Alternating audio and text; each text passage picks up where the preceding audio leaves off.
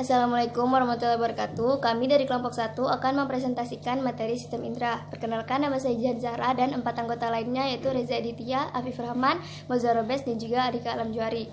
Materi yang akan saya sampaikan yaitu indera penglihatan atau mata. Mata adalah sistem optik yang memfokuskan berkas cahaya pada fotoreseptor dan mengubah energi cahaya menjadi impuls saraf. Bagian-bagian mata itu 1. Aksesori mata. Aksesori mata terdiri dari alis. Alis berfungsi untuk melindungi mata dari keringat. Yang kedua, orbitori. Orbitori adalah lekukan tulang yang berisi bola mata. Ketiga adalah kelopak mata. Kelopak mata berfungsi untuk melindungi mata dari kekeringan dan juga debu. Yang keempat adalah otot mata. Otot mata terdiri dari 2 pasang otot rectus dan 1 pasang otot sadak yang berfungsi untuk menggerakkan mata ke arah horizontal, vertikal, dan juga menyilang. Yang kelima adalah air mata. Air mata mengandung garam, mukosa, dan juga lisozim, berfungsi untuk membasahi permukaan mata dan mempertahankan kelembapannya.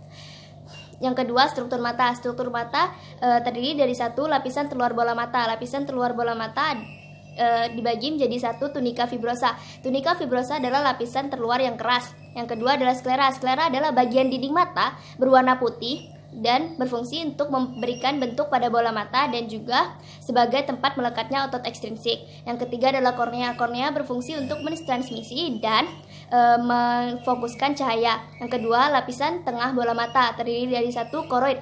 Koroid adalah bagian yang terpigmentasi untuk mencegah refleksi internal berkas cahaya, mengandung banyak pembuluh darah yang berfungsi untuk memberikan nutrisi. Yang kedua adalah badan siliari. Badan siliari mengandung pembuluh darah dan otot bersilia yang berfungsi sebagai akomodasi penglihatan atau pemfokusan objek.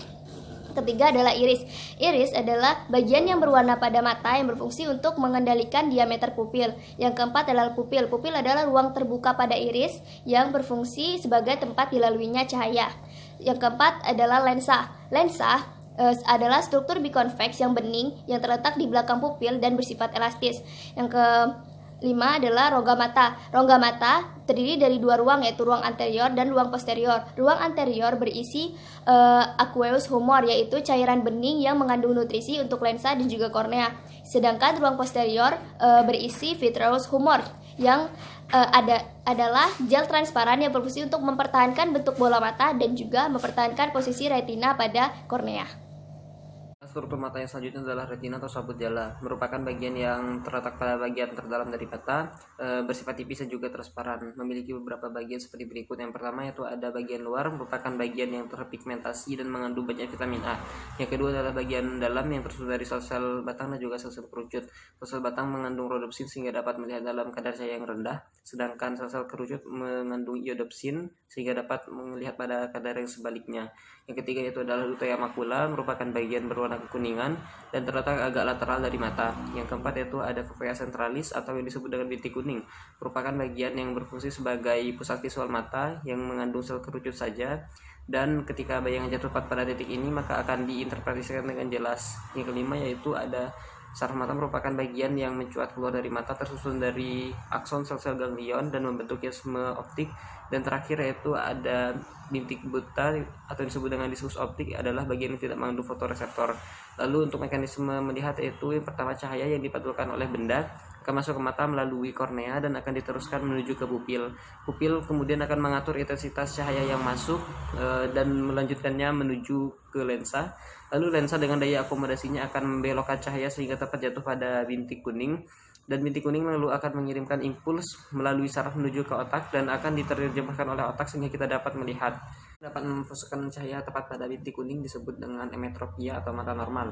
Suatu emetropia memiliki jarak terjauh yang dapat dilihat secara jelas disebut dengan titik jauh, dan jarak terdekat yang dapat dilihat secara jelas yang disebut dengan adaptasi gelap dan terang. Adaptasi gelap dan terang adalah penyesuaian penglihatan terhadap intensitas cahaya yang memasuki retina saat bergerak dari tempat yang gelap ke tempat yang terang ataupun sebaliknya. Adaptasi gelap maksimum 20 menit, sedangkan adaptasi terang sekitar 5 menit. Dalam keadaan terang, semua rodopsin yang ada akan diurai dengan cepat dan hanya tersisa sedikit untuk membentuk potensial aksi dalam sel batang. Oleh karena itu, jika berpindah dari tempat intensitas cahaya tinggi ke tempat intensitas cahaya yang rendah, maka diperlukan waktu untuk menyintesis ulang dan mengumpulkan cadangan rodopsin supaya melihat lebih jelas di intensitas cahaya yang rendah. Adaptasi gelap dan terang juga melibatkan pupil. Pupil akan menyempit saat cahaya terang dan akan melebar saat cahaya gelap. Terus ada gangguan pada mata. Gangguan pada mata yaitu pertama miopi, tidak jelas saat melihat jauh, dibantu dengan lensa cekung. Hipermetropi, tidak bisa melihat jelas benda dekat, dibantu dengan lensa cembung. Terus ada presbiopi, tidak jelas saat melihat dekat dan jauh, dibantu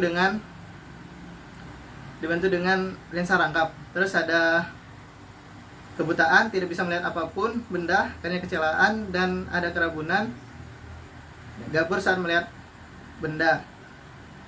Itu ada buta warna. Buta warna merupakan penyakit keturunan yang menyebabkan seseorang tidak mampu mempresentasikan warna. Dibagi menjadi dua. Yang pertama ada buta warna total, yaitu kondisi di mana seseorang hanya mampu melihat warna hitam, abu-abu, dan putih. Dan buta warna parsial, yaitu ketika seseorang tidak mampu membedakan warna-warna tertentu yang hampir mirip. Lalu ada katarak. Katarak ini kondisi di mana lensa mata menjadi buram akibat penebalan, biasanya terjadi pada lansia. Lalu ada astigmatisme. Astigmatisme ini kelengkungan kornea yang tidak merata, yang menyebabkan ketidakteraturan lengkung-lengkung pada base mata sehingga cahaya tidak fokus pada satu titik retina, atau bisa disebut dengan bintik kuning.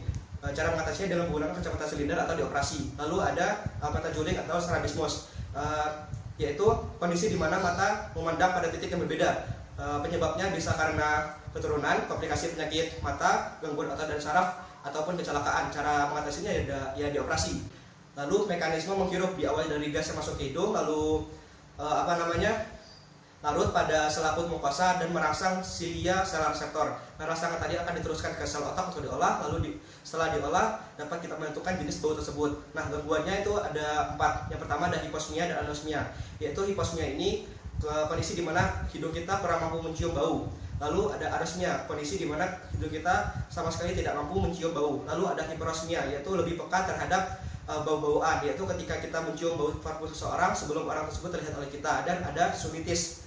Sunitis ini yaitu radang tulang-tulang tengkorak di sekitar hidung kita yang berongga dan berisi udara. Gejalanya yaitu pilek dan batuk. Lalu dan terakhir itu ada polip. Polip ini pembengkakan jaringan yang terjadi di dalam hidung dan mengeluarkan banyak sekali cairan atau lendir.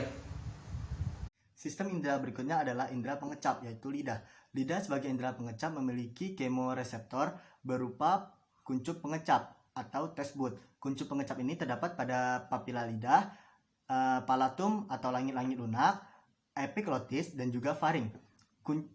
Untuk papila lidah, berdasarkan bentuknya dibedakan menjadi 4 macam, yaitu papila filiformis berbentuk kerucut, kecil, menutupi bagian dorsum lidah atau permukaan atas dan tidak memiliki kuncup pengecap. Berikutnya adalah papila fungiformis, berbentuk bulat, terdapat pada ujung lidah dan memiliki 5 kuncup pengecap untuk setiap papila.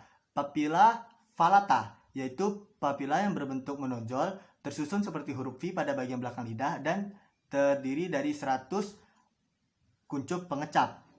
Papila yang terakhir adalah papila foliata. Papila foliata berbentuk seperti daun dan terdapat pada tepi pangkal lidah. Dia memiliki sekitar 1.300 kuncup pengecap untuk setiap lipatannya. Kuncup pengecap ini memiliki sel terdiri atas sel-sel penunjang dan sel sensor berambut. Substansinya harus berupa cairan atau zat yang larut di dalam air ludah.